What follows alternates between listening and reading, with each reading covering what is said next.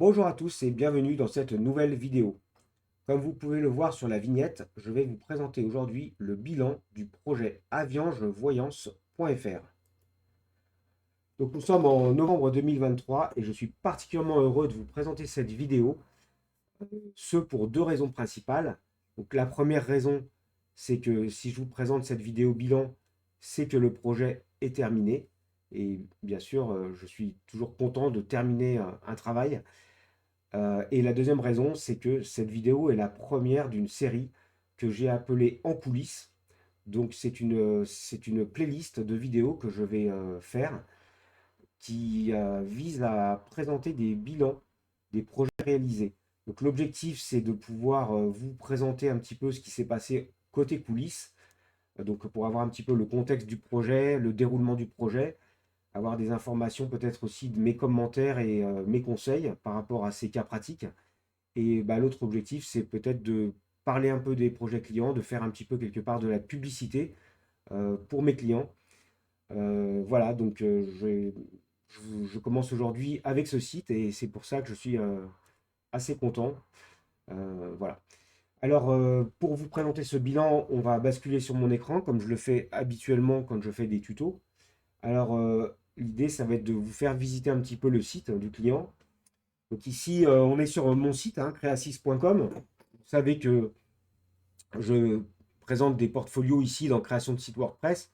Donc là, c'est une fiche que je viens de faire pour le site de ma cliente. Donc voilà, un petit visuel pour mettre en avant la page d'accueil. Vous avez la date, donc comme je vous l'ai indiqué, c'est novembre 2023. Le temps passé, donc c'est le temps cumulé passé sur le projet, c'est pas le temps entre le début du projet et la fin du projet, c'est le temps réellement passé à travailler sur le projet. J'ai passé 4 jours, mais répartis en plusieurs demi-journées. Bon, c'était surtout sur la fin, c'était des petites séquences de travail d'une heure pour les corrections ou une demi-heure, mais généralement, je travaille par demi-journée ou par journée entière. Mais quand c'est la phase de correction, là, c'est voilà, je me connecte, je passe une demi-heure à corriger. Voilà, mais en gros, au final, tout cumulé, j'ai dû passer 4 jours à peu près sur ce projet qui était une création de site de zéro. On était sur l'offre de base ici. Donc sur mon site, vous voyez, vous avez mon engagement, c'est 10 jours maxi. Donc j'ai respecté cet engagement. C'est-à-dire qu'entre le moment où j'ai eu la compte et le moment où j'ai fini le site, il s'est passé 10 jours, pas plus. On était sur un budget assez petit, donc c'était vraiment la fourchette basse. C'était vraiment un tout petit projet avec pas trop de budget. Donc voilà, c'est pour ça que j'ai voulu faire très vite d'ailleurs.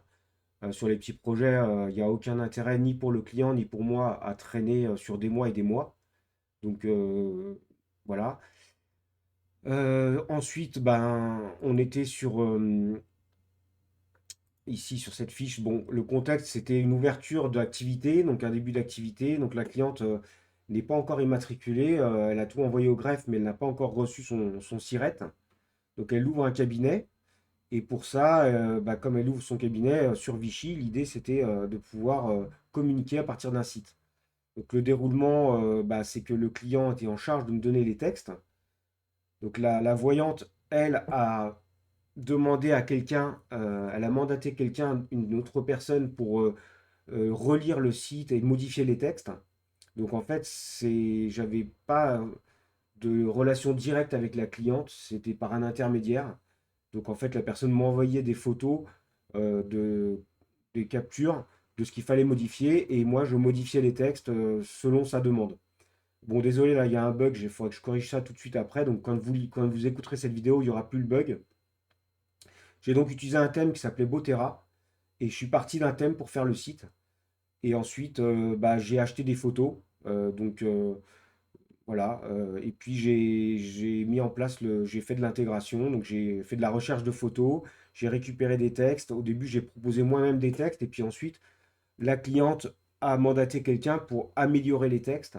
Et donc j'ai fait des corrections de texte. Ensuite, j'ai refait une version exprès pour les mobiles et les tablettes. Et puis voilà. Et donc le site c'est tout ce qu'il y a eu à faire. Alors il y a eu des fonctionnalités aussi. Donc formulaire de contact, gestion de rendez-vous. Donc voilà en gros ce qui s'est passé. Donc on va aller visiter ce site. Alors ici, on a donc le logo ici avec une typo. Donc moi j'ai fait des recherches typographiques pour avoir des typos qui sont dans le domaine d'activité, donc à savoir la voyance. Il fallait que ce soit quelque chose qui soit cohérent par rapport au secteur d'activité. Donc j'ai dû faire des recherches et puis j'ai proposé ça.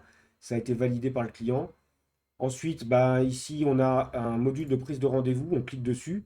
Ça ouvre donc une fenêtre modale, ça s'appelle, qui permet d'aller prendre rendez-vous. Donc les jours précédents sont grisés. On ne peut pas évidemment prendre rendez-vous dans le passé. Donc aujourd'hui, on est le 23 novembre, donc je peux reprendre rendez-vous qu'à partir du 24, donc 24 heures après. Donc c'est moi qui ai fait un paramétrage au niveau du calendrier pour qu'on puisse réserver, pour qu'on puisse pas réserver moins de 24 heures à l'avance. Donc on ne peut pas réserver aujourd'hui le 23 pour ce soir, ni pour demain matin, parce que là, il est 14h30, donc je peux réserver qu'à partir de 15h. Donc là, je vais réserver par exemple à 16h.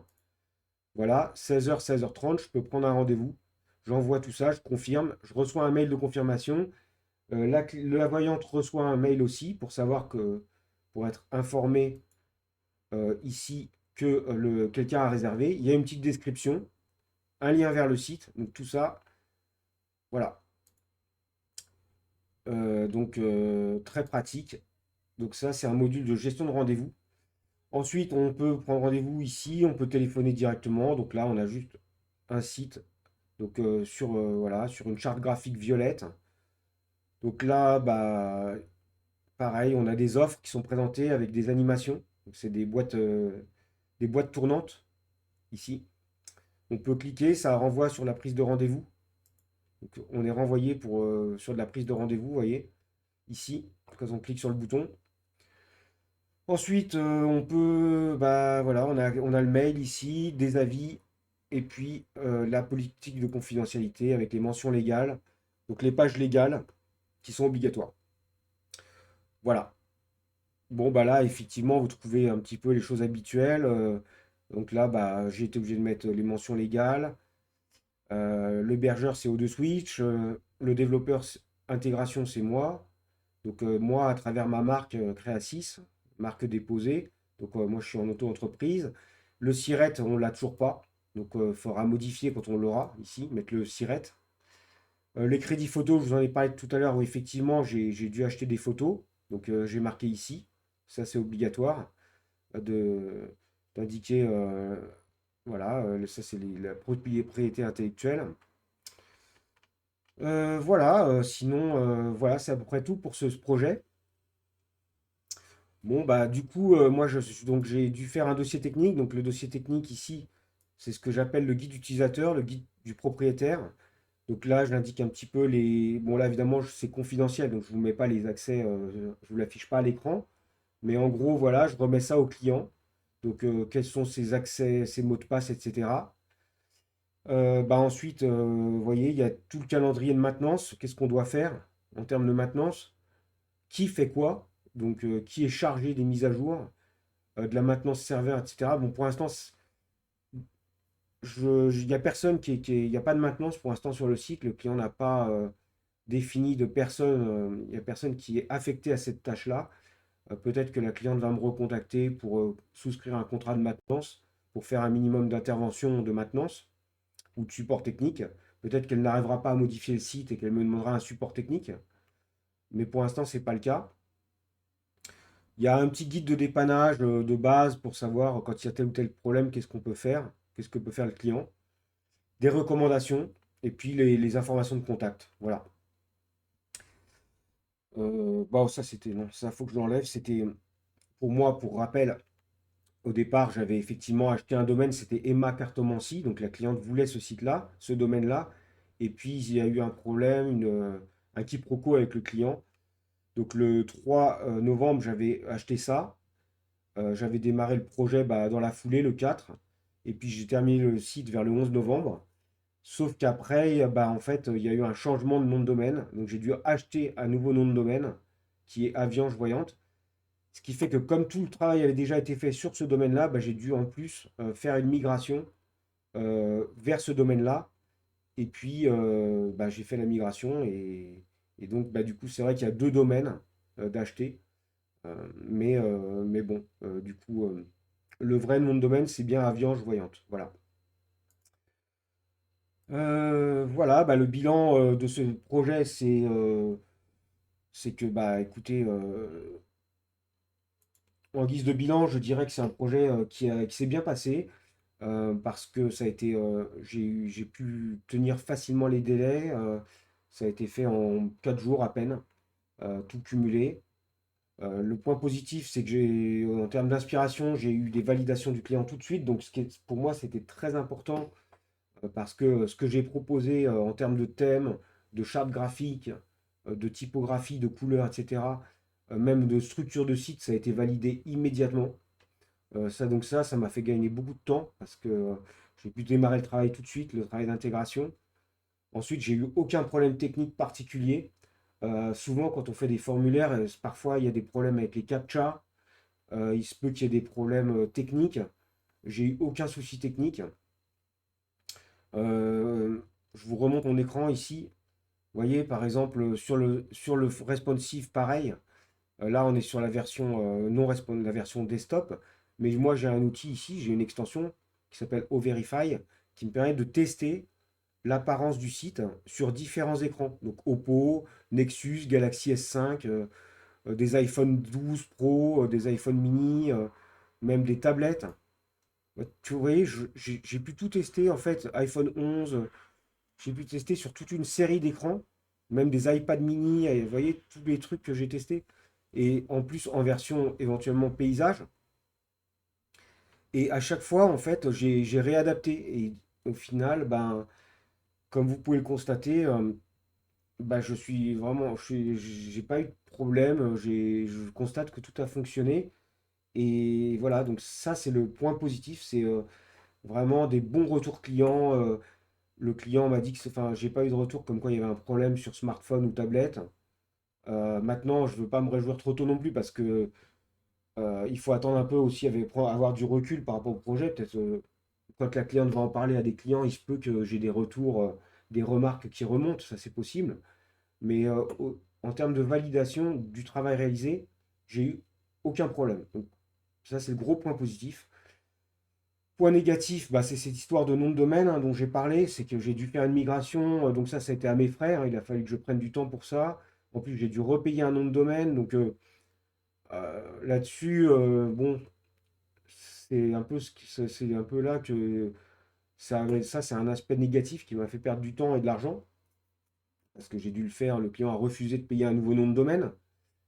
Bien que je lui avais fait un prix sur le projet, mais elle n'a pas voulu reconnaître sa responsabilité. Il faut dire que c'était un accord oral et elle était venue ici et puis on avait validé ensemble le nom de domaine et ça s'était fait oralement, ce qui fait que quand la cliente est partie de chez moi, pour moi c'était validé et c'est là que j'ai acheté le nom de domaine juste quand elle est partie. Et en fait, j'aurais dû finalement lui faire, enfin, j'aurais peut-être dû avoir une trace écrite de façon à pouvoir lui dire, bah non, tu m'avais validé le nom de domaine, donc de façon à ce que ce soit elle qui assume cette erreur.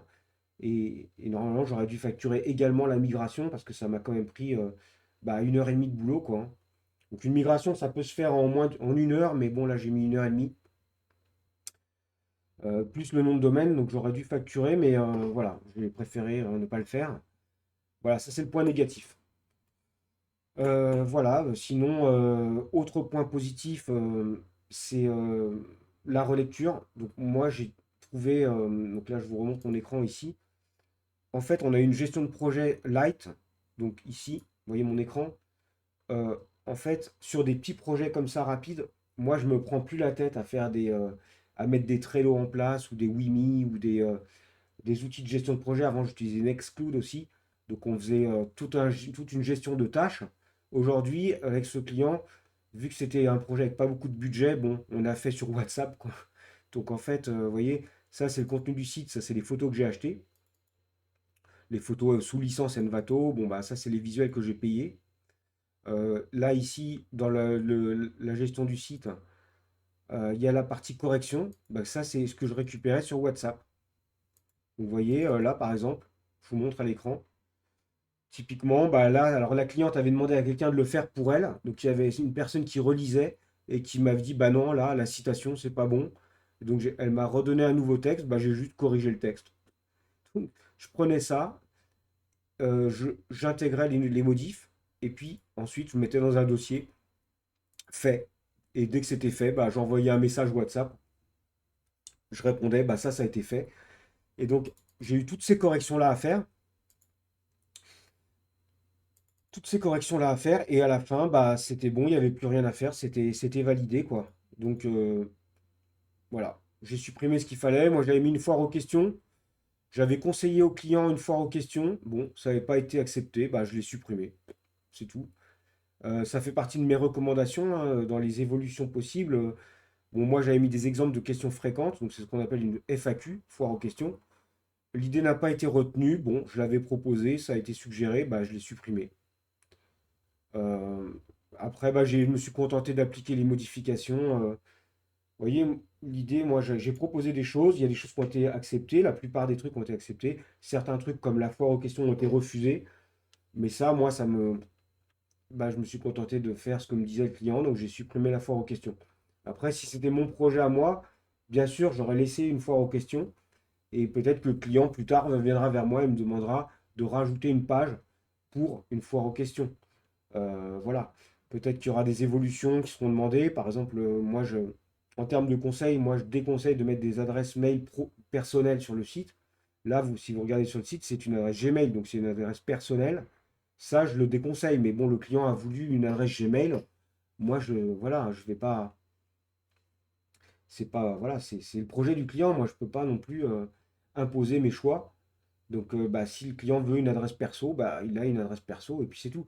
Par contre, si normalement dans les projets professionnels, on met une adresse qui est en lien avec le nom de domaine, et donc bah, moi je crée l'adresse, et puis s'il faut, je fais une redirection si vous voulez, mais en tous les cas, il y a une adresse cohérente quoi, sur le site. Mais là, ça n'a pas été le cas, mais bon, c'est pas dramatique non plus, quoi. Voilà ce que je peux vous dire sur ce projet. Alors, la suite de ce projet, bah, c'est de faire connaître le site. Donc ça, c'est le boulot du client. Le client va faire beaucoup de bouche à oreille pour faire connaître le projet. Donc, elle m'a dit qu'elle avait fait une page Facebook, donc j'imagine qu'elle va partager un lien vers son site. Après, bah, ça va être le bouche à oreille, peut-être le référencement. Elle va peut-être faire une campagne d'emailing. Peut-être elle va me solliciter pour faire une campagne de lancement orchestré ou par emailing. Mais bon, ça va dépendre si elle a des emails ou pas des clients. Si elle en a pas, je pourrais pas faire d'emailing. Et puis, bah, après, voilà, hein, on verra ce qui se passera. Mais en tous les cas, voilà, donc je vous remercie d'avoir écouté cette vidéo bilan. Donc, première vidéo de ma série en coulisses. Merci pour votre écoute. J'espère que cette vidéo vous aura intéressé. Je vous dis à bientôt pour pour un prochain épisode de cette série. Au revoir.